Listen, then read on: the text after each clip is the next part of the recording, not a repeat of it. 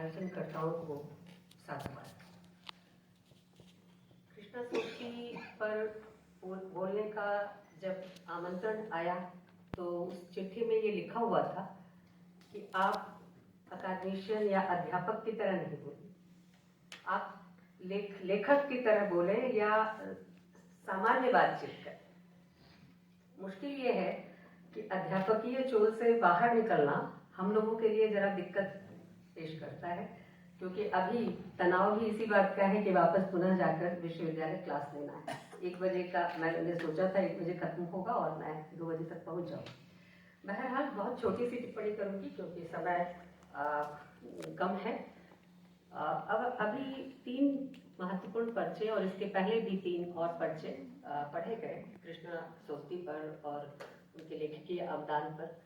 उसमें अभी का जो सत्र था वो भाषा के वितान का था और जाहिर है कि जब हम किसी लेखक की रचनाशीलता पर बात करते हैं तो भाषा वो अहम चीज़ है जो सबसे पहले नज़र में आती है, क्योंकि भाषा के जरिए ही लेखक अपने पाठकों से और अपने किरदारों से और अपने समय समाज से जुड़ पाता है। तो भाषा को माइनस करके हम लेखक पर बात नहीं कर सकते।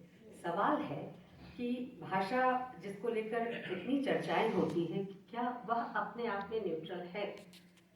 अगर भाषा न्यूट्रल है तब तो लेखक के पास एक न्यूट्रल भाषा है जिसको हम भी बरतते हैं, आप भी बरतते हैं और दुनिया बरतती है।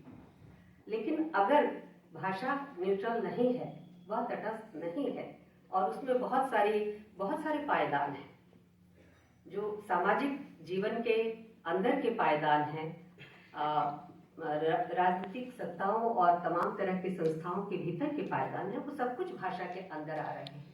तो लेखक जब भाषा बरत रहा है तो उसके सामने सबसे बड़ा चैलेंज है कि वह भाषा के साथ बर्ताव किस तरह का करे।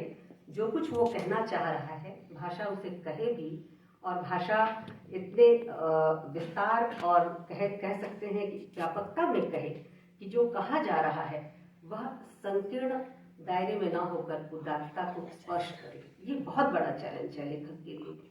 मुश्किल क्या है, आज अगर आप लोगों ने इंडियन एक्सप्रेस पढ़ा होगा तो एक खोज आई है, वैज्ञानिकों ने खोज लिया है कि हम भाषा को क्यों बरत रहे हैं और हम ही क्यों बोल रहे हैं।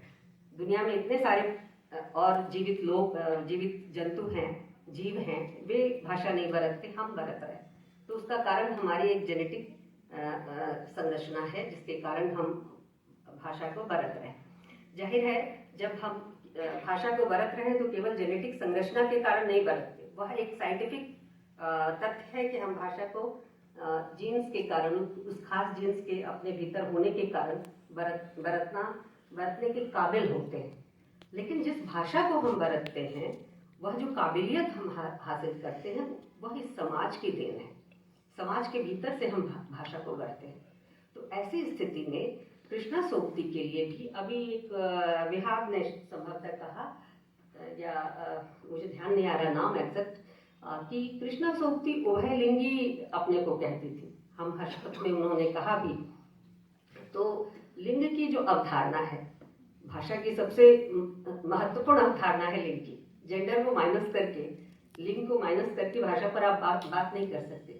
और भाषा केवल एक व्याकरणिक कोटि नहीं है, लेकिन जिस तरह से फ्रेंच फेमिनिस्टों ने भाषा की संरचना का अध्ययन किया है उसमें व्याकरणिक कोटियां भी बहुत महत्वपूर्ण होती हैं, क्योंकि उन कोटियों के सहारे ही आप पाठ्यक्रम से लेकर शिक्षा और ज्ञान विज्ञान की तमाम पुस्तकों को रचते हैं, कला और साहित्य को रचते हैं। और उन कोटियों के अंदर आप जिस तरह का कंस्ट्रक्ट करते हैं, जिस तरह की संरचनाओं को जन्म देते हैं, वह दरअसल उस पूरे सिमेट्री का निर्माण करती है जिस पर समाज को आप चलते हुए या चलाया जाना चाहते हैं, देखना चाहते हैं। तो कृष्णा सोक्ति के सामने जब वो स्वयं को उभयलिंगी कह रही हैं और दूसरी तरफ मित्रों का कैरेक्टर भी तैयार कर रही हैं जो अपने शारीरिक सौष्ठव पर गुमान करती है, तो जाहिर है कि चैलेंज बहुत बड़ा रहा होगा। विमर्शकारों का लक्ष्य भी विमर्श में अगर केवल विमर्श तक पहुंचना है तो मैं समझती हूँ कि संदेहास्पद है। विमर्श का लक्ष्य केवल विमर्श नहीं है, विमर्श के पार जाना है। और कहीं ना कहीं आपको ठहरना होगा और ठहर कर सोचना होगा कि अगर आप कोई विमर्श खड़ा कर रहे हैं या कर रही हैं, तो उस विमर्श का लक्ष्य क्या है और हम उससे चाहते क्या है।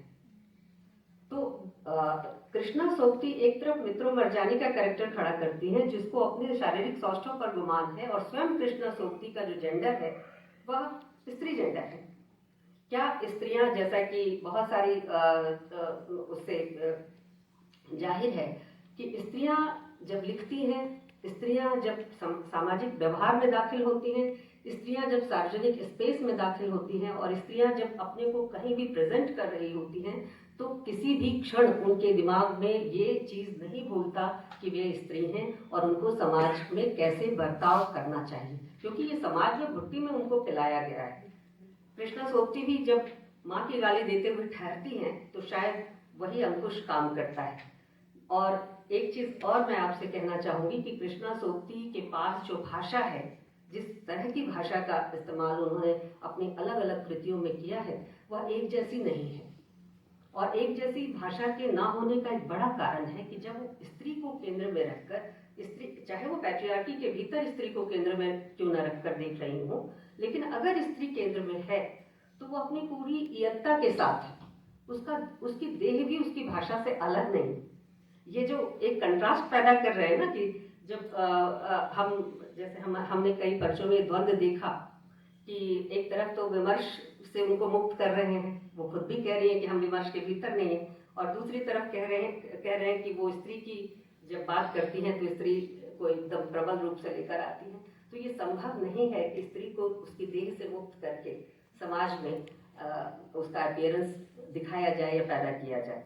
तो कृष्णा सोबती की जो भाषा है वह स्त्री की भाषा है, स्त्री देह से संबलित भाषा है। उसे स्त्री देह को उनकी भाषा की ताकत के तौर पर समझने की जरूरत है।